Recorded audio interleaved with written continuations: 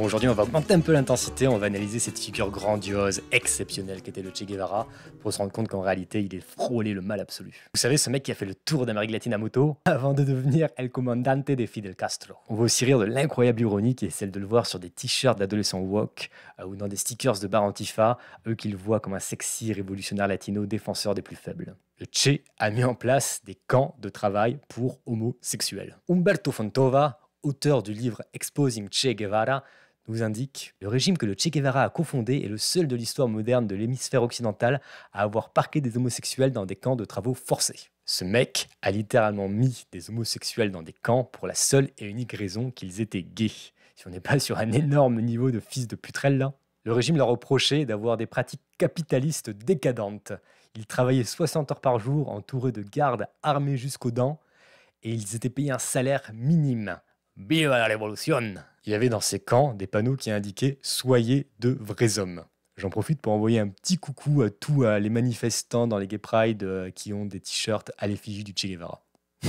Fontova, l'auteur du bouquin, rajoute « C'est tout de même incroyable de le voir être mis en avant par des musiciens comme Rage Against the Machine ou Carlos Santana, lui l'emblème du régime qui interdisait à sa population d'écouter leur musique. Il a lui-même avoué avoir tué des personnes sans savoir si elles étaient coupables ou innocentes. En 1962, le journal officiel de la Révolution rapporte ces paroles du Che. Nous avons exécuté beaucoup de gens sans savoir s'ils étaient pleinement coupables. Parfois, la Révolution ne peut s'arrêter pour mener beaucoup d'enquêtes. Elle a l'obligation de triompher. Bon là, on est clairement sur du totalitarisme, mais bon, on sait très bien qu'un régime communiste ne peut être mis en place sans passer par du totalitarisme. En réalité, tous ces antifas qui ont les faces du Che sur des stickers collés un peu partout, sur leur moto, sur des boîtes aux lettres ou je ne sais où, sont tout à fait cohérents avec eux-mêmes parce qu'ils ont vraiment cet état d'esprit de petit dictateur rouge. Ils faisaient disparaître des journalistes.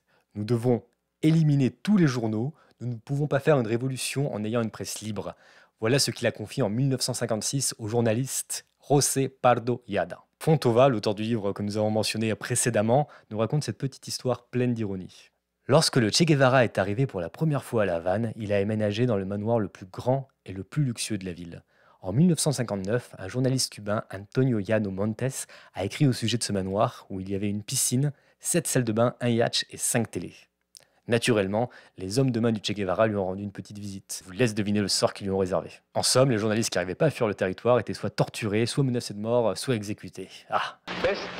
On retrouve d'ailleurs ce comportement chez beaucoup de personnes aujourd'hui qui se croient les juges du bien et du mal et qui font tout pour censurer les personnes qui ne sont pas exactement d'accord avec elles. C'est en somme se prendre pour Dieu, ce que faisait très bien le Che Guevara, où de manière grandiose dans son journal, il se décrivait comme un sauveur absolvant les péchés des privilégiés à travers des effusions de sang. Pour en revenir à sa sublime villa, c'est un mécanisme qu'on retrouve souvent chez les leaders communistes.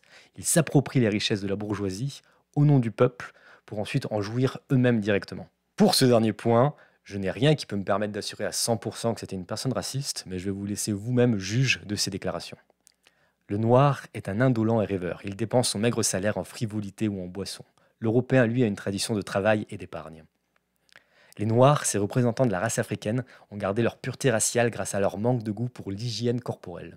Aussi, Fontova nous explique que les Noirs et les Métis étaient envoyés de façon disproportionnée au peloton d'exécution. Le Che Guevara les considérait comme des feignants qui n'avaient rien apporté à la révolution. Pour résumer, on a un gars qui est idolâtré par un grand nombre de personnes, qui était en réalité un homophobe, un psychopathe et même probablement un raciste. Mais bon, quand on voit que certains adorent toujours Staline ou Mao, il faut se dire que ça fait partie de la nature humaine que d'oublier l'histoire. Donc il vaut mieux en rire qu'en pleurer. J'ai quand même une petite pensée pour Margaret Thatcher qui en 1957 avait voté pour décriminaliser l'homosexualité et qui a vu comme une horrible homophobe par tous ses adorateurs du Che. Pour terminer, je voulais vous partager ce chiffre sur l'efficacité de leur modèle. En 1957, un rapport de l'ONU nous dit que le salaire moyen à Cuba était plus élevé qu'en France, en Belgique ou au Danemark. On peut facilement comparer cette situation au Venezuela d'aujourd'hui, où il y a une énorme souffrance humaine, alors qu'en 1950, c'était le 4e pays le plus riche du monde. Je vous remercie énormément d'être restés jusqu'à la fin, même ceux qui sont restés 1 ou 2 minutes, qui n'entendront jamais ces remerciements. C'est déjà très bien pour moi. Si vous voulez me laisser un petit like, un petit commentaire ou même vous abonner, ça me ferait extrêmement plaisir. Merci.